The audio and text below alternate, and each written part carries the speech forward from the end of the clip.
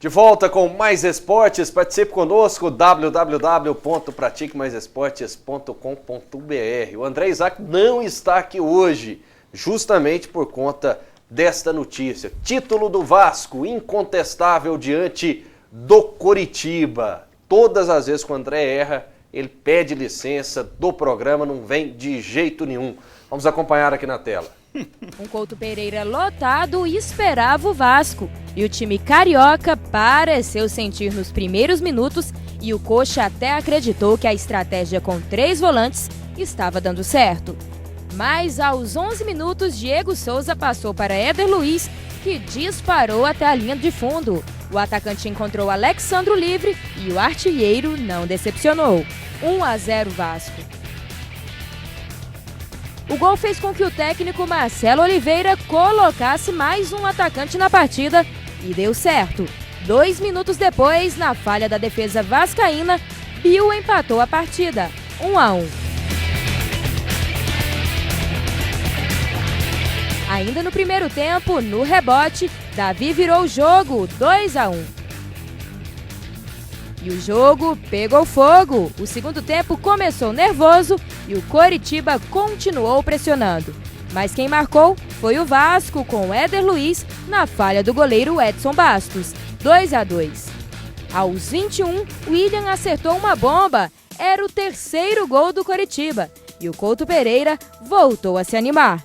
E até o apito final, a pressão foi toda do Coxa. O Vasco se defendeu enquanto pôde e o Coritiba pressionou, mas não teve sucesso. O jogo acabou assim e o Vasco, 8 anos depois, levantou o troféu. Vamos todos cantar de coração, a cruz de Malta é o meu pendão. Tu tens o nome do heróico português, Vasco da Gama, tua fama assim se fez. Tua imensa torcida é bem feliz, norte e sul deste Brasil. Que disputa equilibrada, que jogo fantástico, jogo espetacular. Eu sou da tese que esse título tinha que ser dividido, porque os dois mereciam demais. O Coritiba só engrandeceu, né, o título do Vasco da Gama, porque são duas grandes equipes, foi um grande jogo, possibilidades abertas até o final, 5 gols, tudo poderia acontecer, o Coritiba poderia marcar, poderia ser campeão e o Vasco poderia segurar o resultado e conseguir a vitória. Então foi um jogo emocionante. O Vasco consegue se reencontrar com títulos, isso é importante porque é um clube gigante do futebol brasileiro e ficar 8 anos sem títulos para qualquer clube é devastador, né? O Roberto Dinamite aí consegue o seu primeiro título como presidente do Vasco, merece, porque é um ídolo do clube, uma pessoa de bem, um cara de caráter, né? Diferente de outros que ali estavam comandando o Vasco nos últimos anos. Isso vai servir para fortalecê-lo à frente da presidência, para o Vasco começar a trilhar de novo o caminho da grandeza. É para isso que tem que servir esse título da Copa do Brasil. Um parabéns para os torcedores do Vasco, para o clube, né? Me parece que até o Edmundo, ex-jogador, agora comentarista, até o Edmundo fez as pazes com o Vasco, com o Roberto Dinamite, aceitou fazer um jogo de despedida com a camisa do Vasco. Então o Vasco volta aí a trilhar o caminho que o leva de volta de onde ele nunca deveria ter saído, que é do hall aí dos maiores clubes brasileiros, que é do hall dos campeões. Ontem eu iniciei a saudação aqui, né, fiz a saudação inicial dizendo que o Vasco tinha tudo para ser vice-campeão da Copa do Brasil, né? Hoje eu acho que o Vasco é um campeão com a cara de vice-campeão. E a Coritiba é o vice-campeão com a cara de campeão.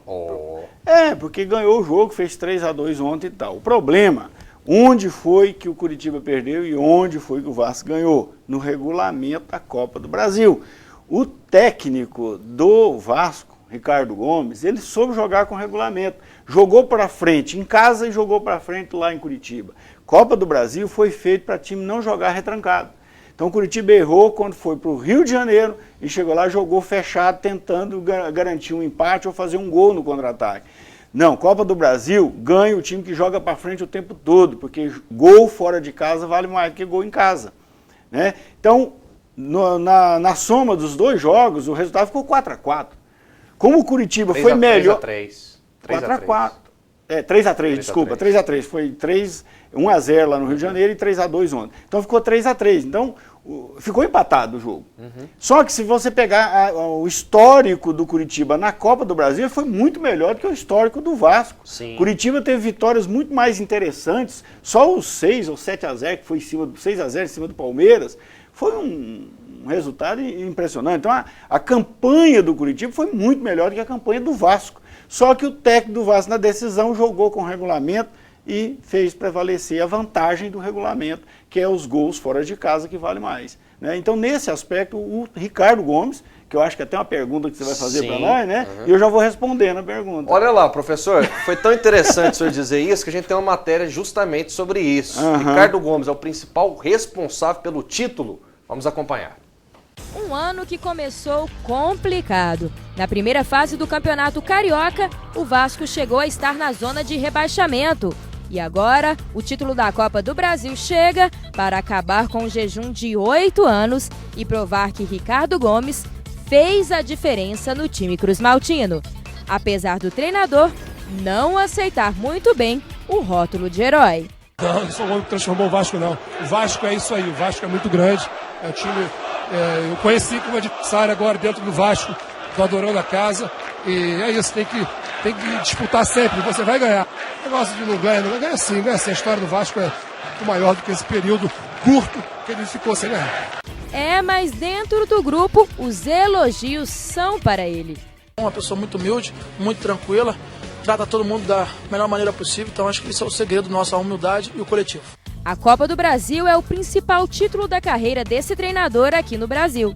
Quando jogador, o então zagueiro passou pela seleção brasileira, jogou em Portugal e na França. De lá para cá, a visão de que o futebol é conjunto não mudou. E talvez esse também seja um dos segredos de Ricardo Gomes. Estamos aqui, cada um com a sua personalidade, cada um tem certamente recebeu uma formação, uma educação, mas isso aqui é um esporte coletivo, nós temos que pensar dessa forma. A gente tem pouquíssimo tempo, mas eu me lembro do Ricardo Gomes, não sei se vocês se recordam, começou no Juventude, levou o time à Copa Libertadores da América, campanha maravilhosa, depois ele foi para a seleção olímpica, não conseguiu levar o Brasil para as Olimpíadas, né? Foi para a França, passou um período, depois esteve no São Paulo, quase foi campeão ali, teve uma arrancada maravilhosa depois do Muricy Ramalho, e chegou ao Vasco da Gama. E melhorou o Vasco, que vinha ruim ainda as pernas, né? Ele melhorou o Vasco. Então, realmente, ele foi o responsável que soube jogar conforme o regulamento da Copa do Brasil. Mas o Marcelo Oliveira é um grande treinador. Eu acho que errou foi justamente na decisão ao tentar jogar no Rio de Janeiro, segurando o jogo, tentando um empate lá para levar a vantagem. Tentando um 0x0. Tentando um 0x0, exatamente. Então ele errou nisso. Mas é um grande time, principalmente o Marcelo Oliveira, que conseguiu fazer um grande time com um elenco razoável, com um elenco apenas mediano. Né? O elenco do Vasco é melhor do que o elenco do Curitiba. O Ricardo Gomes ainda não deslanchou como treinador, ainda não é um grande treinador de futebol brasileiro, mas consegue o seu título de maior expressão, né? Vem aí tentando fazer bons trabalhos, pegou um São Paulo um pouco conturbado, que o Muricy não deu conta, vai dizer o Ricardo Gomes, né? Aquela briga que vive a diretoria do São Paulo, mas vem fazendo um bom trabalho sim. Agora, não é o maior responsável, tem vários, né? Quem falou aí, o Felipe, Alexandre, Diego Souza, Éder Luiz, né? Um time que se remontou e se remontou com qualidade. Dispensou alguns jogadores que já estavam ali mais prejudicando do que ajudando, como é o caso do Carlos Alberto, e então eu acho que é um conjunto. Daqui a pouco a gente volta com muito mais. Pelo Brasileiro Série A, São Paulo vence Atlético Mineiro fora de casa e é o líder do campeonato.